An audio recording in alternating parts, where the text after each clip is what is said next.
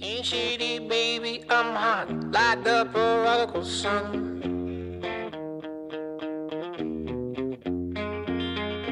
Big up Bartolini, meeny, money, mo, and flower, you're the chosen one.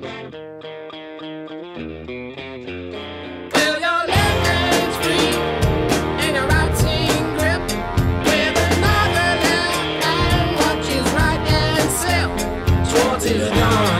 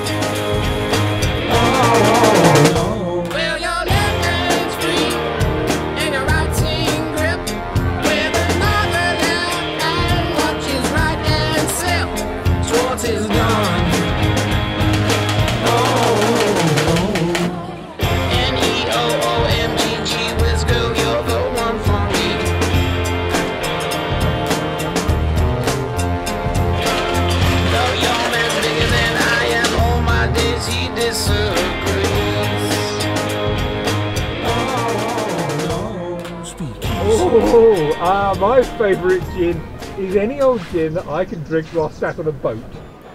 My favourite type is the more modern styles, more contemporary. Which is the Lakes Gin, so that's my favourite. First Liverpool gin.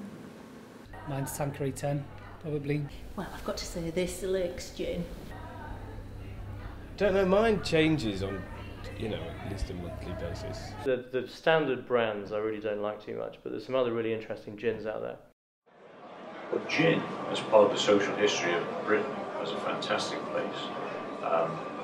It really started in Britain in 1688 when William of Orange was invited to be the King of England.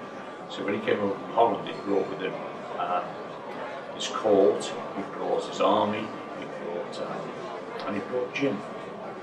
Now his soldiers on their belts carried pouches, and in the pouches was gin, which they drank before they went into battle. And that's where we got the phrase Dutch courage from.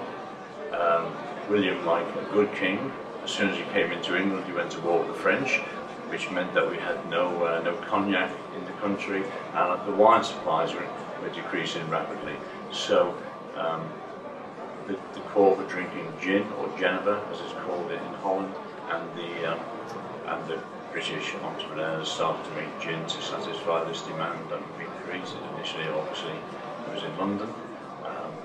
That grew very, very rapidly because it was a new product, new category, so there's no tax on it. So you can get gin cheaper than you can get beer.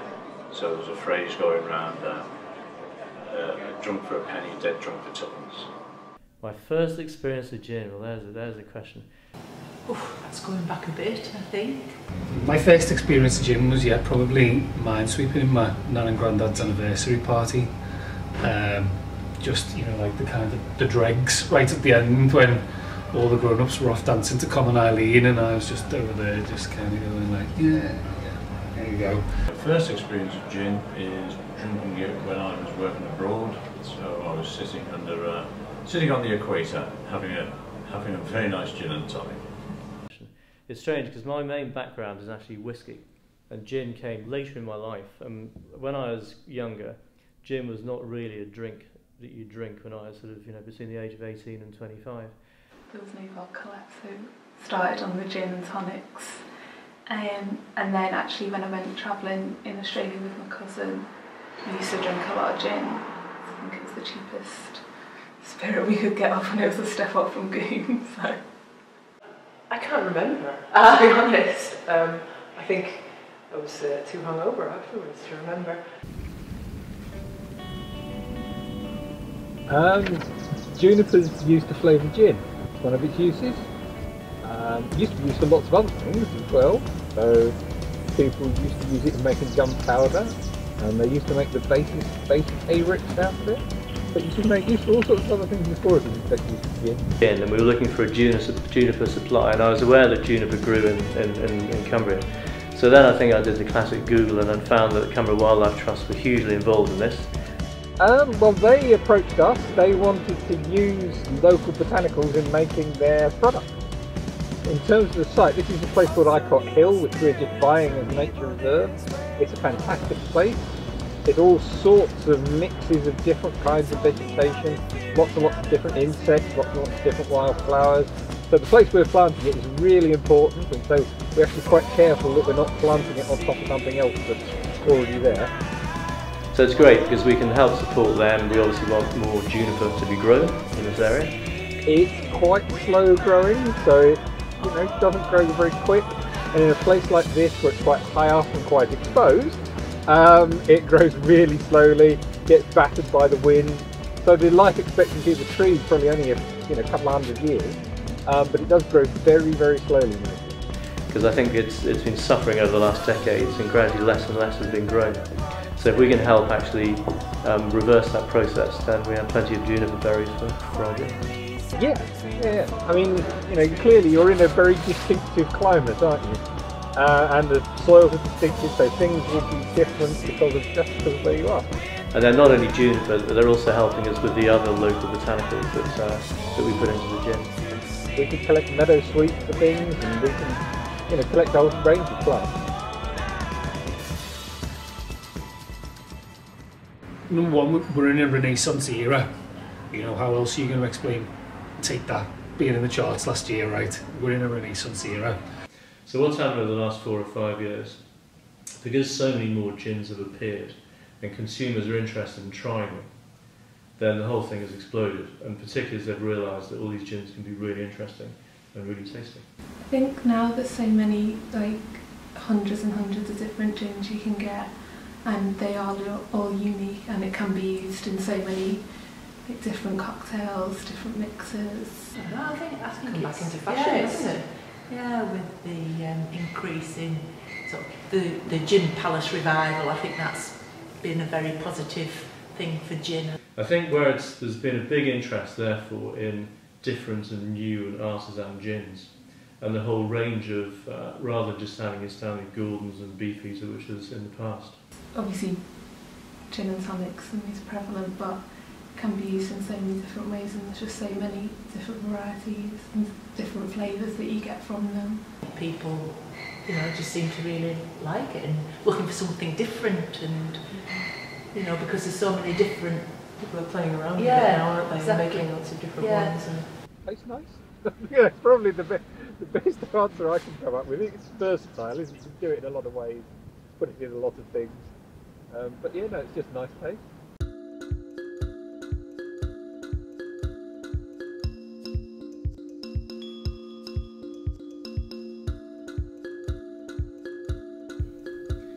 So the way we make gin is a bit different from how many do, because it's often made on a very industrial scale, and the botanicals only have a little small dip into the spirit, as it were. You can either, sometimes gin is flavoured afterwards, which really is cheating a bit.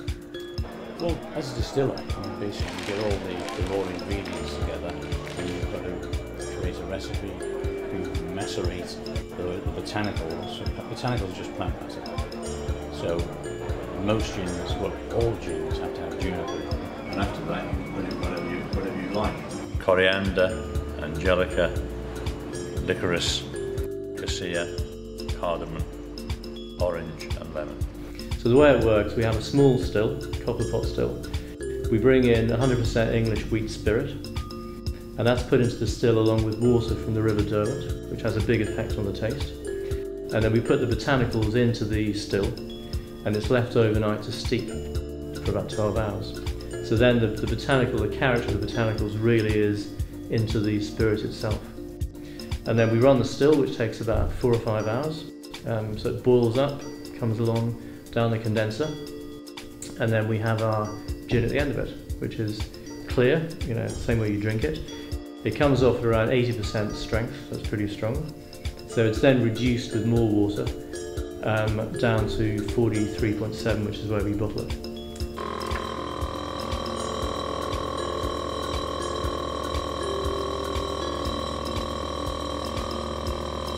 So this is the bottling machine. After we've cut the gin down to 42%. It took a bit of a while to work through sort of how you make the product and so on. And once we got our heads around that, we then had to come up with a bottle, a label, and of course we had to get the liquid right. And that all took about 14 months. At the end of the 14 months we had those things all covered, and we also had, on the way we gathered a license, or 2 or 3 from HMRC to be able to produce the stuff. And we launched to the public in the end of September 2013. But it was a bit of luck really. I mean, we had lots of different versions and then we suddenly hit upon what we've got at the moment, which we liked, and luckily now we produced it, consumers like it. Also, people are really in search of provenance now. There's a huge interest now in so-called provenance, where it's come from. Where it was grown, that's provenance. And people are really searching for authenticity in that as well, and so are bartenders. Because people are looking at enjoying food and drink that is better and more interesting. Particularly with drink, where generally alcohol levels of consumption are falling, particularly in Europe and North America. But people are looking to drink better, even though they're drinking less. And bartenders in their search for provenance have realised that so many vodka drinks and other drinks that we're drinking today come from gin. We'll start with Tom Collins. We'll use Jensen's Old Tom Gin. Because gin was the spirit, the de facto spirit of the golden era was gin. The golden era being prohibition, pre-prohibition, that type of thing. That was all gin fueled. At the time it was invented in 1830 by a man called John Collins in a restaurant. He was the head waiter in New York. This is definitely the gin that they would have been drinking at the time. I think that's one of the reasons for me, is that we've stumbled upon the fact that gin was really involved in so many great cocktails, and we've gone, okay, great, you know, let's start exploring this spirit. So they used to do things like, they used to measure it in wine glasses or pony glasses, things like that. Obviously we can't, because weights and measures laws, we have to use jiggers. So, but we try and keep it kind of as simple and as close to the amounts that they would have been using at the time. So they'd have used a large pony glass, which would have been about 2 ounces. We're going to use 50 mils of Old Tom Gin, which is, as we said earlier, the kind of precursor to London Dry. Producers have woken up to that and said, right, okay, well, bartenders are looking, for example, a drink called the Tom Collins Old Tom Gin, which kind of ceased to exist past the 1930s. It was a really sweet form of gin. It's now back, you know, and then so you've got the gins that they're in search of provenance, and then naturally other people have gone, well, what else can we do with gin?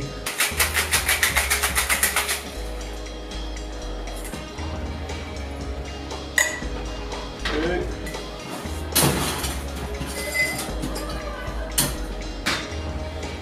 And you're going to just strain it over fresh ice. This incidentally is called a Collins glass. After the drink as well. But it got changed from the name John Collins to Tom Collins because it used Old Tom Gin.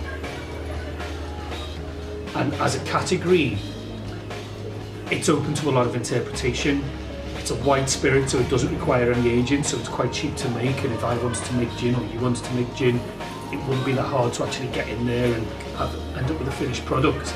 Finding a botanical, which is what gin has to be made up of, juniper and any other botanical, is not that hard. So it's open to a lot of innovation and a lot of creation, and obviously, you know, we're also in a very, very innovative and creative age as well. So I think that's it for me. Tom Collins. I mean, what we've been talking about to do for the bar for a while is doing these kind of perfect serve type things, especially for gin and tonics, because the thing about a gin and tonic, right, is you can have, I don't know, JD and Coke, or a rum and Coke, or a rum and ginger or something like that, and that is just what it is, really. The thing about a gin and tonic is because so many gins are so different from the last one, and also at the moment, because of the insurgence of gin, because people are interested in making it, you've got different types of tonics as well, and also there's all these different points of research going into what kind of garnishes you put in. So it's got like just a twist of grapefruit to it, and that's divine. This fella did some research recently, wrote an article about it. It was sponsored by Gin Mare, so you could predict that was going to be in there. But he found the perfect serve, and he said he hailed this as the perfect gin and tonic. And you do it in the balloon, like the Spanish style, with watermelon, juniper berries, and black pepper. Something like that, I think. When you use the right glass for gin and tonic, I think this style works really well because it delivers the best bouquet. As much ice as you're comfortable with, you enjoy. Cold tonic, no garnish. But obviously, it would just go with taste. So that might be that might be his opinion, but it would be a million miles away from, let's say, Plymouth that I just said as a normal gin and tonic with just a slice of lemon, which is amazing in its own right, and some people might really like that. It can be it can be that simple, or you can really jazz it up and have it be that complicated as well, which is why it's such a diverse drink within itself. It can be any way you wish. But I mean, my preference, it depends on the time of year and the time of day. It's very, I mean, particularly with a good gin, you can have it neat with ice or out of the freezer. That can be great. If I'm drinking this, I'll drink it neat out of the freezer. Yeah. There's nothing better than a really long drink in the summer with tonic, but not too much. But no, I quite like it neat, but not too much, and then I would add tonic to it, certainly. Probably not with fruit actually. I'm not a big fan of adding lemon or lime or cucumber or something else. Just some tonic and then mainly gin. I like it. Well, we've created, our mixologist has created a Chemi cocktail, and we've all tried those, and they're rather nice. But in terms of cocktails and things like that, again, it really depends on the mood I'm in, but I'm a massive fan of a drink called a Negroni, which is a drink from the 1920s. It's gin, Campari and sweet vermouth. It's quite dry. It's really dry. Campari is like a really bitter orange Gentian aperitif. But it's the first drink I've ever drunk that I felt truly sophisticated. So it was kind of like, I sat there and I was like, you know, all of a sudden your posture kind of grows a little bit and you're like, oh, right, okay, you know, an aristocrat. And that's how I felt when I drank a Negroni. So I've always got a soft spot for that drink. It's always the type of drink that, from a bartender's point of view, when you graduate to a Negroni, it's like when you're young and you start eating olives and enjoying them, you're like, finally you're grown up. It's a bit of an acquired taste, isn't it? It's an acquired taste. Once you acquire it, it's worth it. It's really worth it, yeah. So so I think a Negroni still has got a really good soft spot in my heart, and it really brings out, from a technical point of view and from a kind of mixology point of view, it really brings out the best parts of gin. And that brings out the oils of the gin and the oils of the lemon, obviously, and brings out the flavours of the gin and vermouth. As well, the more floral and the more citrus fruity elements that gin's kind of renowned for, it really works on this one.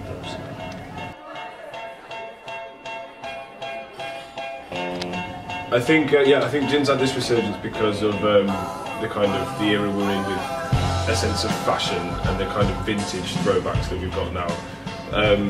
Like gin obviously was most prominent in the Victorian era, and that's kind of what we try and replicate, not in just clothes but in antiques and things like that, and the way we want to decorate our houses in that kind of way now. And I think that's what gin's personality is. Like rum's personality is something that you drink on the beach in a big tall glass with loads of fruit juice that's on fire. You know, that kind of refreshing idea. If that's rum's personality, then I think kind of vintage and throwback ideas are gin's personality.